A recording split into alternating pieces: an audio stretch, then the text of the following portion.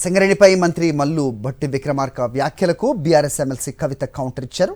కేసీఆర్ హయాంలో ఇచ్చిన సింగరేణి డిపెండెంట్ ఉద్యోగాలను తామిస్తున్నట్లు కాంగ్రెస్ నేతలు గొప్పలు చెప్పుకుంటున్నారని విమర్శించారు. అబద్ధాలు చెప్పి అధికారంలోకి వచ్చిన రేవంత్ రెడ్డి ఇప్పటి నుంచైనా నిజాలు చెప్పాలన్నారు ఆమె.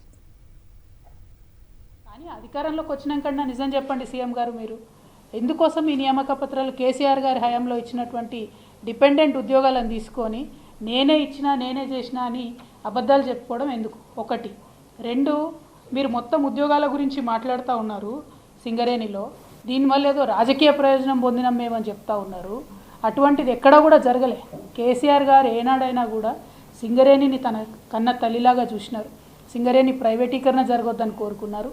సింగరేణిలో ఉన్నటువంటి ఉద్యోగాల సంఖ్య పెంచాలని చూసినారు తప్పితే తగ్గించాలని చూడలే. మీ గురువుగారైనటువంటి చంద్రబాబు నాయుడు గారి హయాంలో మాత్రమే సింగరేణిలో గోల్డెన్ హ్యాండ్ షేక్ ఇచ్చి ఉద్యోగులందరినీ తీసేసి ఉద్యోగుల సంఖ్యను తగ్గించినారు.